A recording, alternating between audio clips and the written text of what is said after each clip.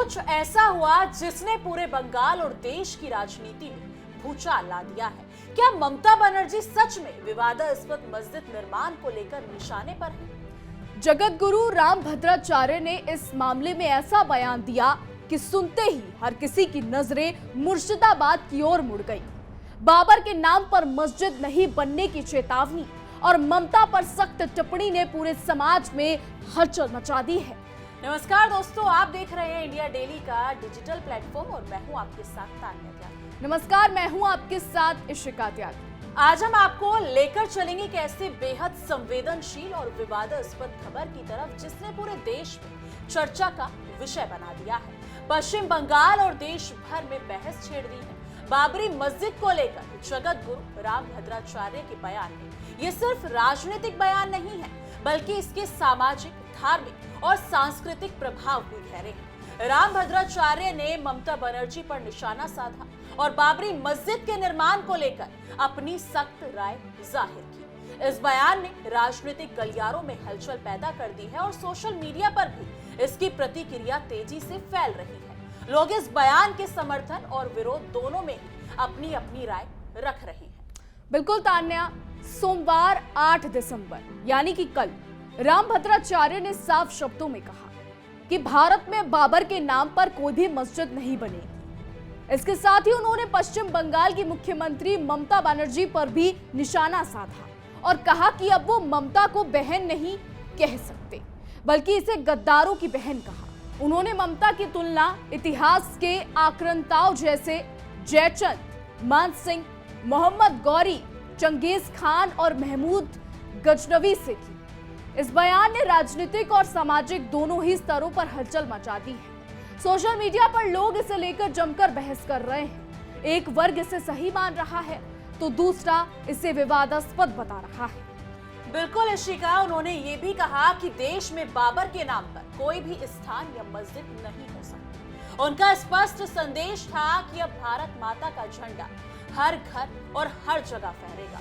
उन्होंने जोर देकर कहा कि अगर किसी मस्जिद का निर्माण करना है तो इसे किसी ऐसे व्यक्ति के नाम पर किया जाए जिसने देश और समाज के लिए योगदान दिया हो, जैसे डॉक्टर एपीजे अब्दुल कलाम, ना कि किसी आक्रांता के नाम पर किया जाए। उन्होंने ये भी कहा कि अन्न भारत का खाते हो, पानी भारत का पीते हो, मरोगे भी भारत में और गुण पाकिस्तान के गाते हो।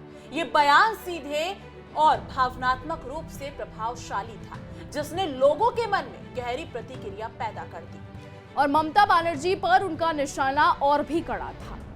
रामभद्राचार्य ने कहा कि ममता बनर्जी अपने वोट के लिए देश को गिरवी रख सकती है। इसके साथ ही उन्होंने कहा कि भारत के इन बिचौलियों के खिलाफ संभल से क्रांति का बिगुल बजने वाला है। उनका कहना था कि कोई भी स्थान आक्रांता के नाम पर नहीं हो सकता और ऐसे लोगों का दमन करना जरूरी है।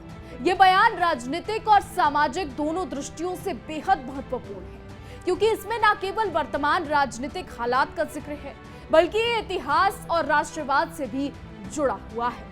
पश्चिम बंगाल की स्थिति पर नजर डालें तो हाल ही में तृणमूल कांग्रेस के निलंबित विधायक हुमायूं कबीर ने मुर्शिदाबाद में बाबरी मस्जिद की नींव रखने की घोषणा की थी। इसके बाद उनके समर्थक पैदल निकल पड़े और बेलडंगा में शनिवार 6 दिसंबर को हुमायूं कबीर ने इसकी आधारशिला रखी। ये घटना राज्य और देश दोनों ही स्तर पर संवेदनशील राजनीतिक और सामाजिक परिस्थितियां पैदा कर रही है। इसे लेकर लोग और राजनीतिक दल अपनी अपनी प्रतिक्रिया दे रहे हैं। बिल्कुल तान्या, इस बयान के बाद राजनीतिक गलियारों में हलचल मची हुई है।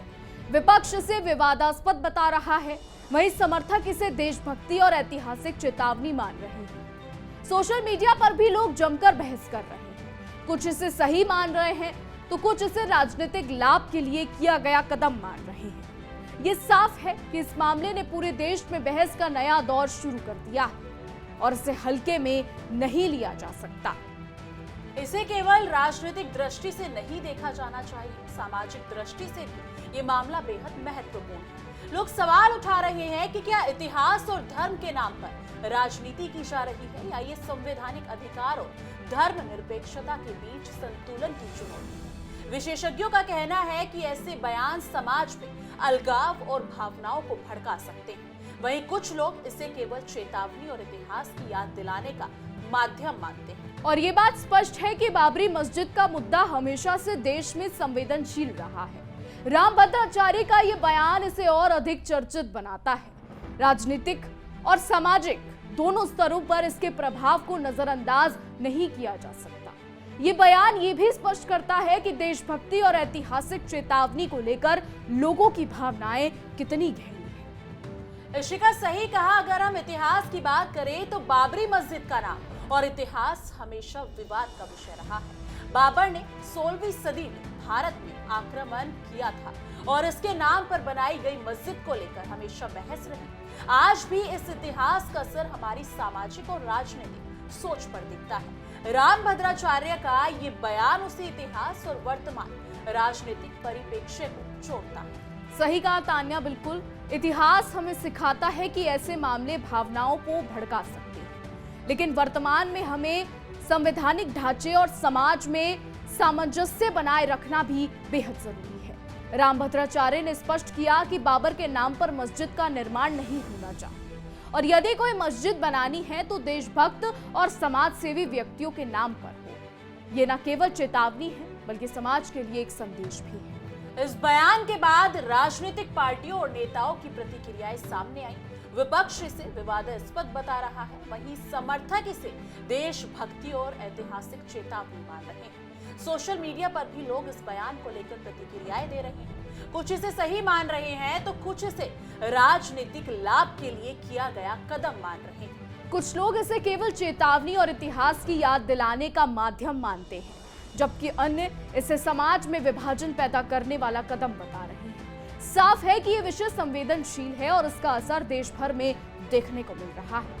इस मामले में जनता की राय भी महत्वपूर्ण है। कई लोग इसे देशभक्ति और राष्ट्रीय सम्मान के दृष्टिकोण से देख रहे हैं, जबकि बाकी लोग इसे राजनीतिक लाभ के लिए किया गया कदम मान रहे हैं। इस बहस का असर आने वाले महीनों में राजनीतिक और सामाजिक दृष्टियों पर दिखाई देगा।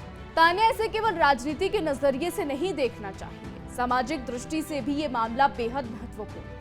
कई लोग पूछ रहे हैं कि क्या इतिहास और धर्म के नाम पर राजनीति की जा रही है या ये समाज में सामंजस्य और धर्म निरपेक्षता के बीच संतुलन की चुनौती है। सही कहा, विशेषज्ञों का कहना है कि ऐसे बयान समाज में अलगाव और भावनाओं को भड़का सकते हैं। वहीं कुछ लोग इसे केवल चेतावनी और इतिहास की याद दिलाने का माध्यम मानते हैं। और ये बात साफ है कि इस समय हर वर्ग, हर समुदाय इस मुद्दे पर अपनी राय रख रहा है। राजनीतिक, सामाजिक और धार्मिक दृष्टि से इसे समझना बेहद जरूरी है। दोस्तों, ये मामला अभी और विस्तार से सामने आएगा। राजनीतिक प्रतिक्रियाओं, सामाजिक बहस और काफी कुछ कवरेज को देखते हुए ये तय करना आसान नहीं है कि आगे क्या होगा, लेकिन इतना निश्चित है कि बाबरी मस्जिद और ममता बनर्जी पर यह बयान देश में चर्चा का बड़ा विषय बन चुका है। और हम आपको इस मुद्दे पर हर अपडेट देते रहेंगे। खबरें सिर्फ सुनने के लिए नहीं होती बल्कि समझने और सोचने के लिए होती हैं, इसलिए इस मुद्दे पर बने रहिए हमारे साथ। इस मुद्दे पर आपकी क्या राय है? कमेंट सेक्शन में अपनी राय जरूर साझा कीजिएगा। बाकी देश और दुनिया की तमाम बड़ी खबरों के लिए देखते रहिए इंडिया डेली और हमारा खास शो तहकीकात, हर खबर की तह तक।